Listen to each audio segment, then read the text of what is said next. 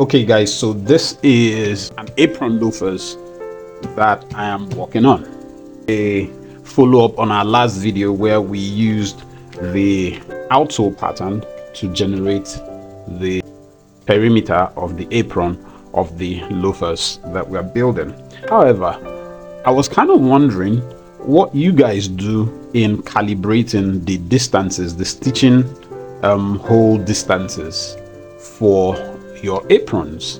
How do you even it out? For people who work on computers, they can actually take the measurement of this curve and just even out the holes and have precision on that. Those of us who kind of like do it the old school way and work on hard copy patterns, I was wondering, how do you guys get around with spacing this thing out evenly, right? I have a suggestion. This is asymmetric. This is the distance, or the shape you have here is not exactly the shape that you have there. It just happens that in this case the distance is approximately the same on both sides. So you have two problems really. You have problems of spacing it out evenly so that your stitches look similar. You have even stitches really, basically. And then you have a second problem of having spaced out all of these holes evenly. You also need to angle them appropriately. This is almost at a 90 degrees to that. How do you know that this here, for instance, shouldn't be here? Particularly when you want to do those type of aprons that this part has to fold over, right?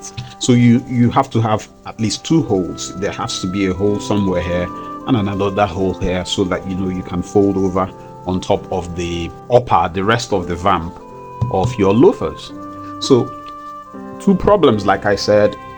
First of all, you have to space the holes evenly, and then you have to also angle the holes appropriately. So how do you guys go about doing that? So first of all, to even out this thing properly, things become easier to measure when you take them, just like anything in life. Things are easier when you take them in small chunks. So you find that while it might be difficult for you to measure this curve by simply just taking a reading like this, that won't give you accurate measurements. If you actually take the reading in small chunks, in that if you take from here, so this, we are almost sure that the distance between here and there is approximately 1 cm. And if we go from there, if we note that point there, and they do the same from there to there, approximately 1 cm, then we do the same thing from there to about there, approximately 1 cm. So you see that we can do that entire thing all along and find the full length of this. So depending on how many holes, so you take the length of this. So here came to about 12 cm, and that came to about 12 cm. So we are sure that if we have 12 holes all around, if I want 12 holes spaced 1 cm apart, will give us 12 holes on one side, 12 holes on the other side. If I wanted to make the stitching distances a little bit smaller, I'm sure that half of 1 cm, which is about 50 mm, would be the appropriate hole placement, hole spacing for that to happen.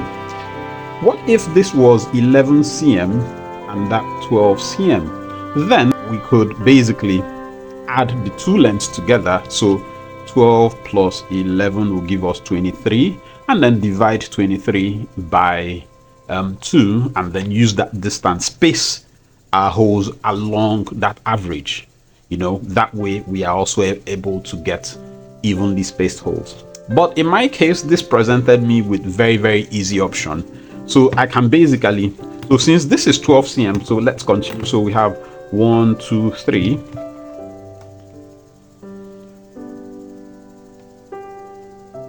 Four.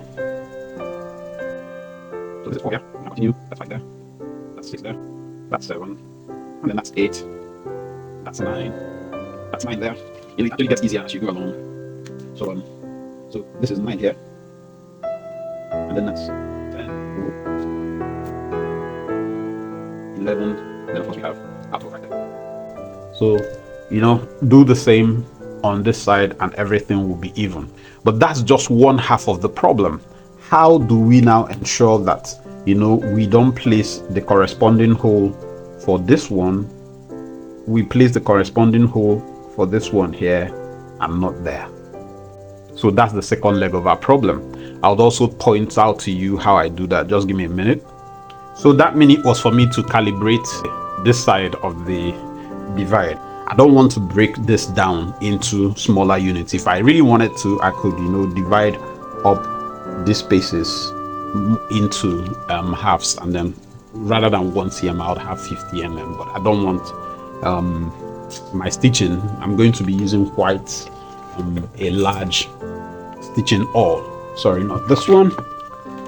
Yeah, I'm going to be using stitching awl that's quite large in doing that hand stitching, and I don't want to have the more precise you are, the closer your stitches are, then the more you need finer needles and finer awls to do the work.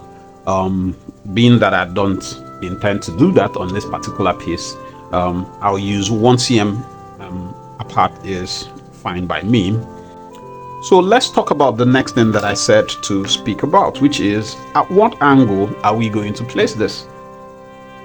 A right angle is not called a right angle for nothing. It is a right angle, which means in most cases that is the correct angle that things should be at. So if I basically do right angles from each of the points, then I'll begin to get an idea of where my corresponding holes should be. So obviously this is right angle to that line there, so we immediately know that the corresponding hole should be somewhere around there, right? So what will be the right angle for this? So referencing along this line, and from this point we can draw a line going this way, and then we just continue doing the same thing over and over. So it's referenced against this line here, and then we continue drawing our lines. Just do the same thing over and over, meaning that you know that your next holes will be on that particular line, and everything will just continue as is. So here will be referenced against that, and I guess once it's all right, the right angle falls on these two of the next holes. What do you ask? How does this play out? Get almost in same way. If this is right now,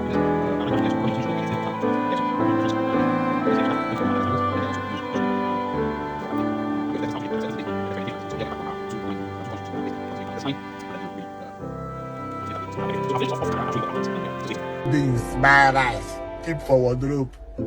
They cook and they chop. No go make small money, say you money I see. Focus. Buy gari, buy rice, buy beans, buy gari again.